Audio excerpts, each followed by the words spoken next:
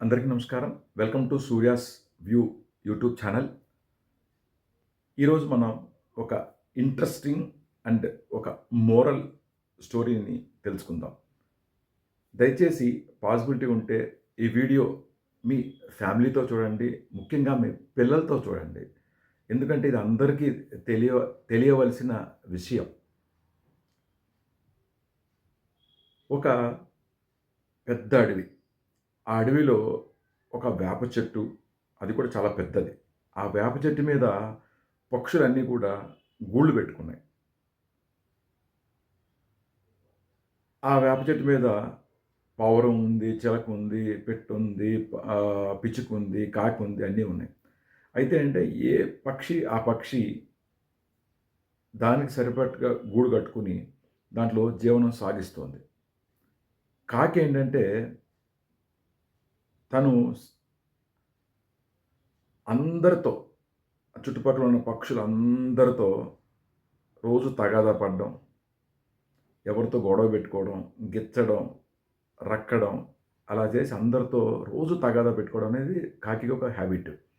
అయితే వానాకాలం సమీపిస్తుండడంతో మిగతా ఈ పక్షులన్నీ కూడా తమ తమ ఇళ్ళని చాలా బందోబస్తుగా కట్టుకుంటున్నాయి.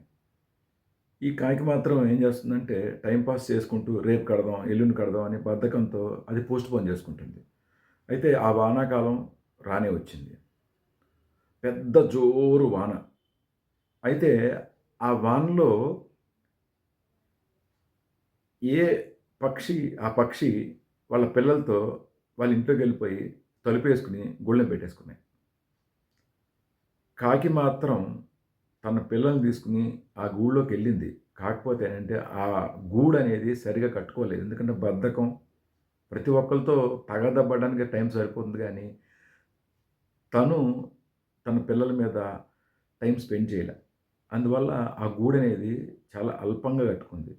ఆ వానకి, ఆ వచ్చిన ఈదురుగాలులకి ఆ వేప చెట్టు ఉంది గదా! అది ఒక పూనకం వచ్చినట్టుగా ఆ వేప చెట్టు ఊగిపోయి, కాకి గూడనేది పిల్లలతో సైతం కింద పడిపోయింది. కింద పడిపోయి కాకి పిల్లలు ఆ వానలో తడిసిపోతున్నాయి.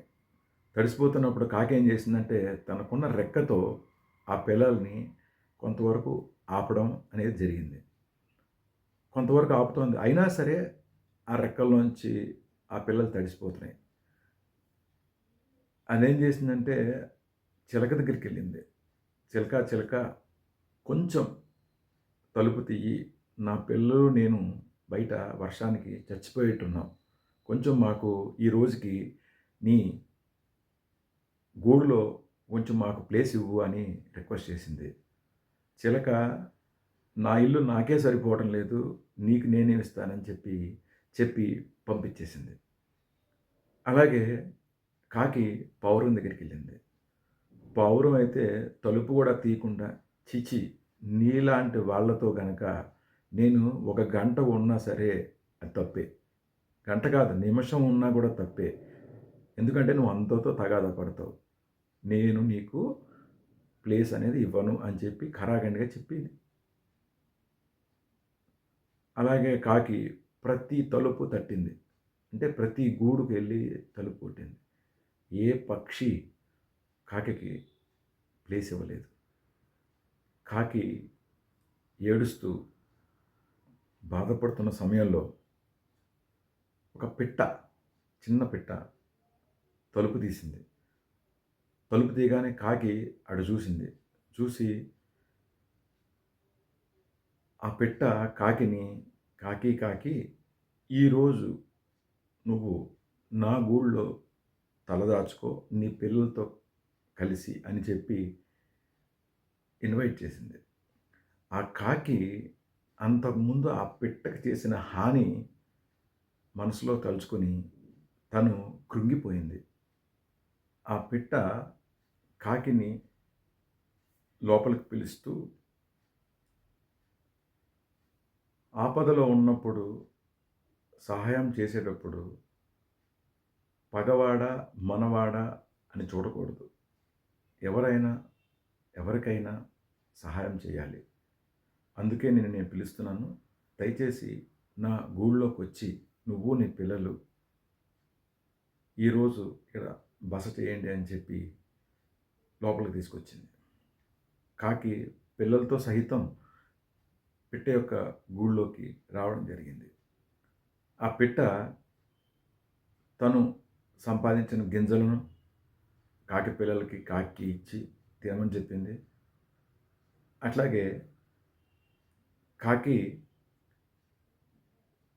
ఆ పిట్టకి నన్ను క్షమించు, నేను నీకు నువ్వు చిన్నదానివి, నువ్వు నన్ను ఏమీ చేయలేవు అని చెప్పి నేను నీ మీద దాడి చేశాను. అట్లాగే నీ ఇంట్లోకి వచ్చి దొంగతనం కూడా చేశాను.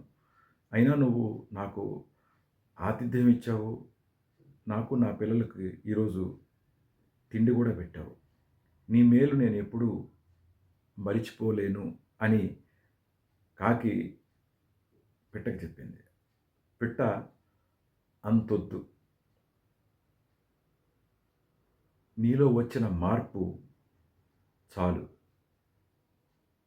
ఆ మార్పు కంటిన్యూ చేయాలి. అలాగే 10 మందితో కలిసి జీవించడంలో ఉన్న హ్యాపీనెస్ ఒంటరిగా ఉంటే ఉండదు. అది తెలుసుకుంటే నువ్వు చాలు అని పిట్ట కాకితో చెప్పింది. ఆ రోజు లగాయతు కాకి అందరితో కలివిడిగా ఉంటూ, అందరికీ సాయం చేస్తూ జీవితం సాగిస్తోంది. ఇందులో మనకు తెలిసిన నీతి ఏంటంటే, అందరితో కలిసి ఉంటే గనక అందరూ మనకి సపోర్ట్ చేయడానికి ముందుకు వస్తారు. ప్రతి ఒక్కళ్ళతో విరుద్ధం పెట్టుకుంటే గనక సపోర్ట్ చేసేవాళ్ళు కొంత తగ్గుతారు. దయచేసి మనకి తెలిసినంతలో సహాయం చేయండి, సపోర్ట్ చేయండి. Thank you so much.